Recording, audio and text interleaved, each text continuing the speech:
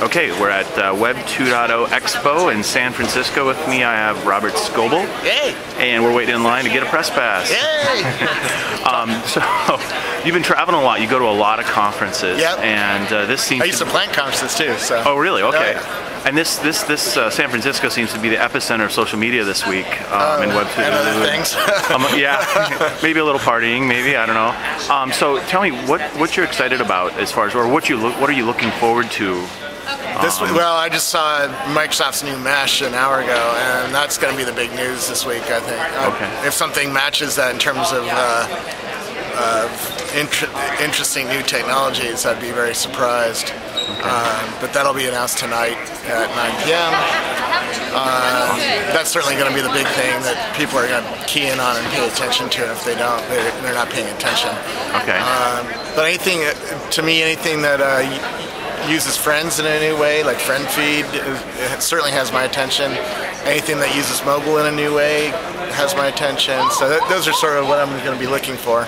Okay, and so since you do attend so many conferences, and of course you have conference planning experience, I'm curious if you could give a tip to people who are That's a tough one because I'm the guy who likes hanging out in the hallways. I hate being stuck in a conference session, unless I know I'm going to learn something. Well, that's where a lot of magic happens, right? Well, to me, the hallways are great because I know that's where I do my networking and find out what's really going on.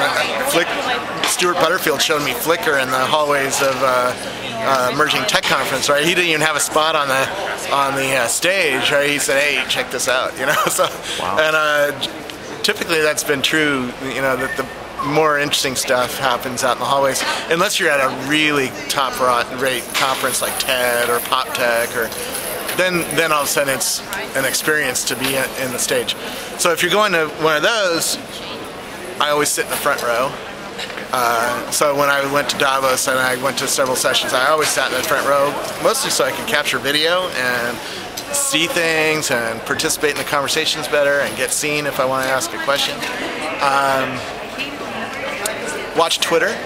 Certainly Twitter now is the back channel for a lot of these conferences, and you'll see people talking, particularly in a multi-room conference, where like at South by Southwest there were several things going on at one time. The Twitter stream sort of told you what other people were experiencing, and if your talk that you were in was really boring, you could switch rooms and go to the other talk. That might have been much more interesting. Sort of on-demand wisdom of crowds. Yeah. Certainly, having a good plan for the parties and being able to pace yourself on some of these. Certainly with South by Southwest, there's so many parties that you could go until 4 in the morning every morning, and you can really burn yourself out pretty fast. Here in San Francisco, it's a little harder to do that, but it's still not impossible. There's so many events to go to. Okay. And then have a sense of what exhibits are there, and see what is getting talked up. So I would watch during the day a site like TechMeme, at least if it's a tech conference. Watch a site like TechMeme to see what other people are talking about at the conference that you might want to actually see or partner. Build a relationship with a business that you might end up partnering with or whatnot. Do you ever walk the exhibit hall? Yeah, but for me it's a little tough because everybody wants to get my attention. So, but I probably will.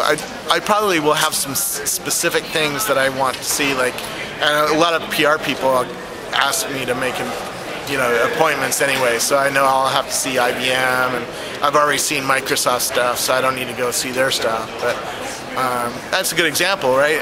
You're going to hear a lot of hype tonight about Microsoft's new Mesh.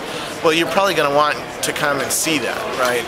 And understand why the hype, why people like me are like, whoa, that was a big deal that we saw this morning. And go and see it and understand it, so that at least even if you don't end up using it, at least you're educated about it, and you come back from a conference, and tell your boss something about it, right? Because if your boss is paying you to go here, you're going to want to be up to date on the latest stuff that happened here, right? And certainly your boss will probably hear the news about Microsoft Mesh and go, well, did you see it? What do you think? Should we use it? And you better have a good idea of what it is and some insight, right? And then if you say, yeah, we should use it, you better have 4 business cards of people you can partner with in Microsoft to make something happen, right? So. Okay. Well, super. But have business cards. That's, you know, and have them be memorable, right? A lot of people hand me business cards that I don't remember an hour later. You know, my business cards are memorable. So, you know, if you get one of these, you'll at least remember, oh yeah, that's the guy with the weird business card. You know, it's not a business card. Okay, well great. Well, looks like you're up next. Thanks a lot for your time. Thanks. Bye-bye.